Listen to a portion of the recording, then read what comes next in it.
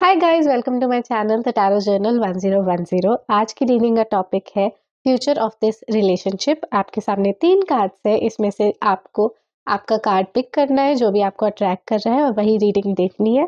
अगर आपको एक से ज़्यादा कार्ड अट्रैक्ट कर रहे हैं तो आप एक से ज़्यादा रीडिंग्स भी देख सकते हैं। Let's start.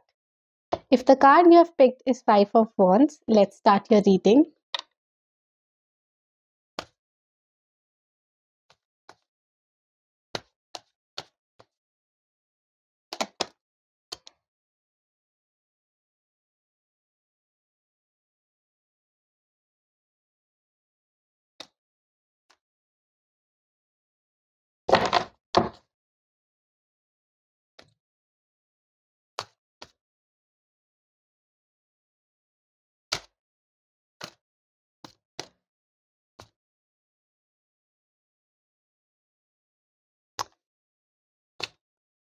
Three of cups, S of swords। Cards तो काफी प्यारे आ रहे हैं आपके। Two of Pentacles. We have a 1, we have a 2, we have a 3. Okay. इतने सारे नहीं।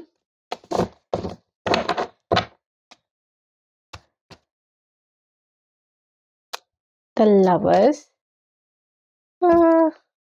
एक minute.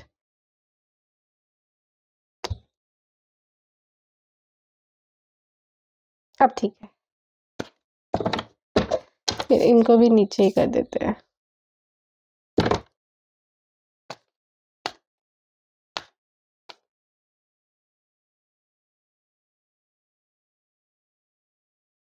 Knight of Cups, Ace of Swords, Knight of Cups, Two of Wands, Two of Pentacles. Okay.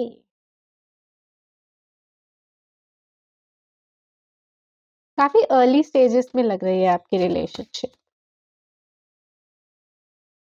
The Strength, Queen of Swords,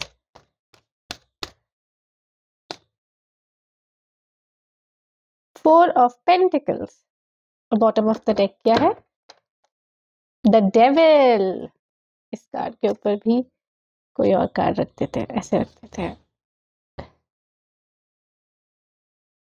okay, the devil.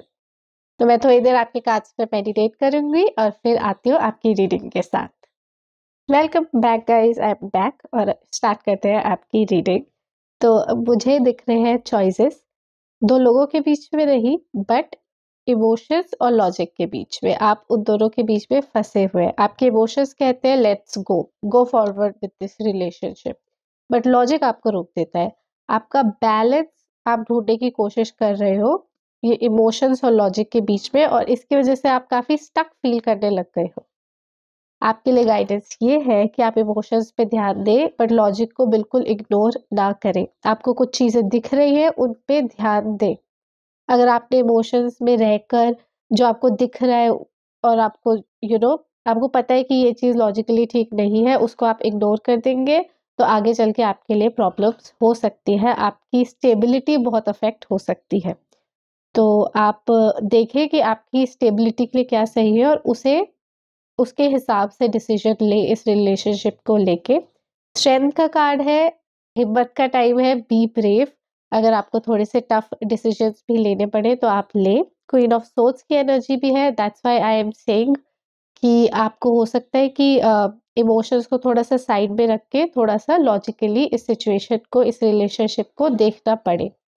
Devil का भी card है, इसका मतलब इन सब का मतलब यही है कि अगर ऐसी कोई चीज़ है जो आपको दिख रहा है कि ये गलत है, बट अगर आप अब तक उसको इग्नोर कर रहे थे क्योंकि प्यार, इमोशंस, तो अब टाइम है कि आप उसे इग्नोर करना बंद कर दें और उस पे ध्यान दें।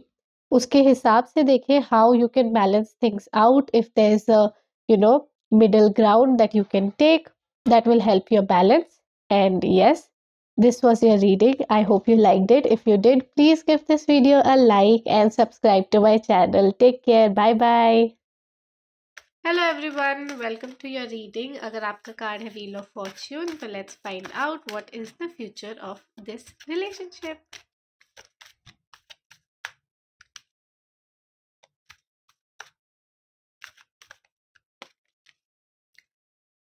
5 ऑफ वॉन्ड्स।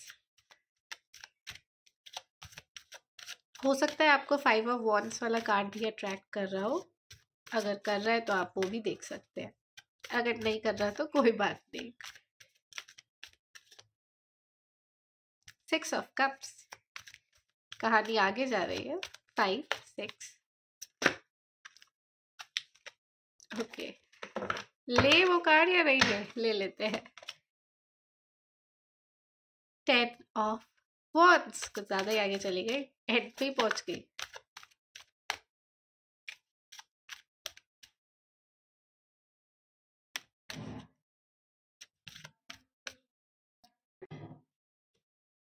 लवर्स, इसको इस कार्ड के साथ हाइड कर देते हैं। चलिए किसी और कार्ड के साथ कर देते हैं। देखिए 5 ऑफ वॉन्ड्स ही आ गया, तो चलिए अच्छी बात है, आपकी रीडिंग में वो था भी। Sorry for the noise in the background. 3 card आ गए, चलिए ले लेते हैं, भाई आए हैं तो ले लेते हैं।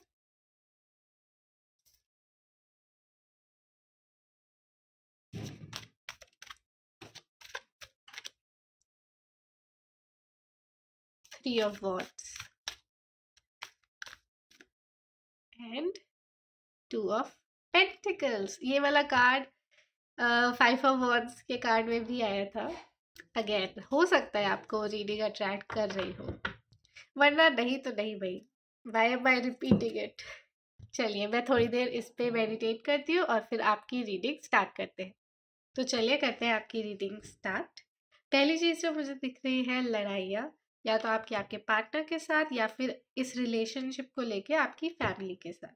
अब मुझे ये भी लग रहा है कि ये आपका रिकंसाइलेशन है, ये आपका सेकंड चांस है, या तो ऑल टुगेदर लव को लेके ये कोई नया इंसान है जिसे आप चांस दे रहे हो, और ये आपका प्यार को लेके सेकंड चांस है। पहला किसी और के साथ था जो वर्कआउट नहीं किया, सेकंड ये है, या फिर इन्हीं के साथ आपका सेकंड चांस है।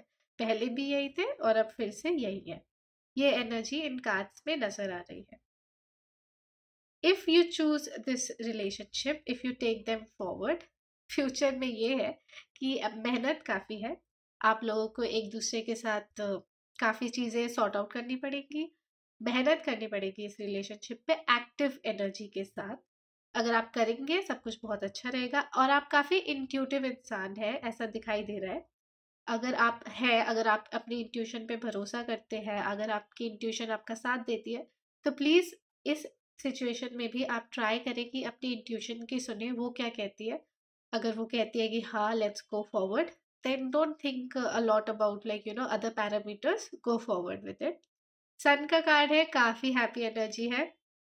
2 of pentacles and 3 of wands, sorry 2 of pentacles 3 of wands. आपकी स्टोरी मुझे आगे जाती हुई नज़र आ रही है। हो सकता है कि आप इनके साथ ओवरसीज मूव करें या फिर कहीं और मूव करें, ट्रैवलिंग नज़र आ रही है। सो ये थी आपकी reading. This is the future of this relationship. If you liked it, please give it a like. If you haven't already, please give it a subscribe. Take care. Bye bye. Hello everyone, अगर आपका card है 3 of wands, so let's start your reading. Reading का topic है what is the future of this relationship.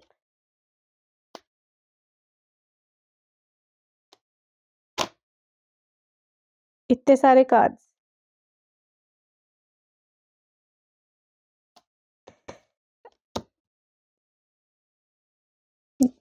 Justice, night of swords, temperance.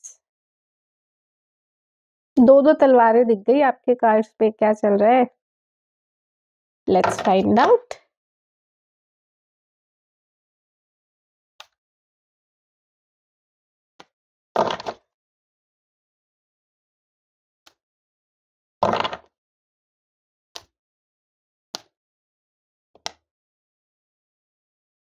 Knight of Wands, Knight of Wands, Knight of Suits.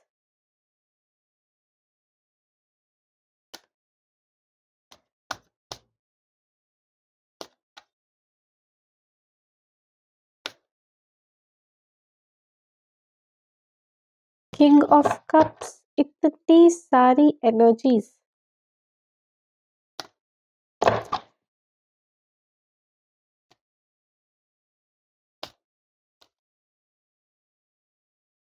The emperor, कितने लोगों के साथ deal कर रहे हैं आप लोग?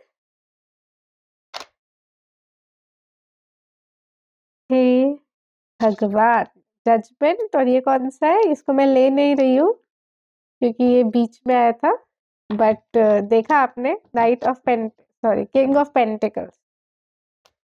बहुत सारे लोग इन्वॉल्व है इस रिलेशनशिप में, नॉट इन अ सेंस कि आप बहुत सारे लोगों के साथ इन्वॉल्व हो, बट बहुत सारे लोग इन्वॉल्व जरूर है।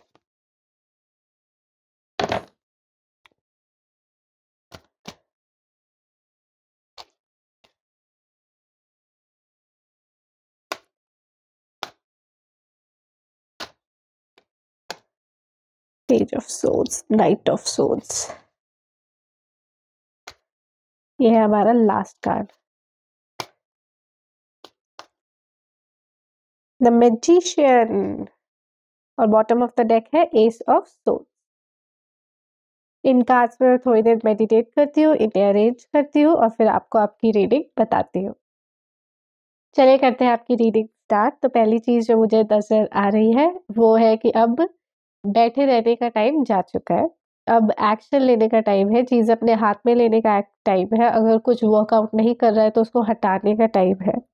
हो सकता है कि आप या आपके पार्टनर अब तक काफी डिप्लोमेटिक होकर ये रिलेशनशिप आगे बढ़ा रहे थे, बातें छुपा रहे थे, या फिर गो विद द फ्लो करते हैं। और हो सकता है आप फ्लो मैनिपुलेट करने की भी कोशिश कर रहे थे, मतलब कि बैठे बैठे चीजें जैसे हो रही है हो जाए, या फिर हमारे हिसाब से हो जाए। पूरा फोकस या पूरी एनर्जी आप इस रिलेशनशिप में नहीं दे रहे थे। तो अब आपके कार्ड्स बता रहे हैं कि अब टाइम आ गया है, अब आपको चीजें अपने हाथ में लेनी पड़ेंगी, अब आपको मेहनत करनी पड़ेगी। अगर ये रिलेशनशिप आप अपनी फैमिली के सामने ले जा रहे थे और अब तक ऐसे कर रहे थे कि बाद में ले जाएंगे, या फिर आप खुद एक दूसरे के साथ कमिट नहीं हो रहे थे, कह रहे थे बाद में हो जाएंगे, नहीं, it is time you make the decision, you take the decision and you act upon it. अगर घर वालों के साथ बात करनी है रिश्ते को लेके तो करें, अगर आपस में फाइनलाइज करना है तो करें। जो भी आप, जहाँ पे भी आप अटक रहे थे, जिसको भी आप टाल रहे थे, वो टालने का टाइम जा चुका है, अब आपको एक्शन लेना पड़ेगा। मैजिशियन की एनर्जी है, you have everything that you need to make this decision, to make this thing work out. अगर आप मेहनत करेंगे, अभी एक्शन लेंगे, तो सब कुछ बहुत अच्छा होगा। Bottom of the deck is S of wands. Again इसका मतलब होता है starting of something new which is very much related to your passion, so let your passions come up, don't be passive right now. आपके लिए ये थी आपकी reading. I hope you liked it. If you did, please give it a like and subscribe to my channel. Take care, bye bye.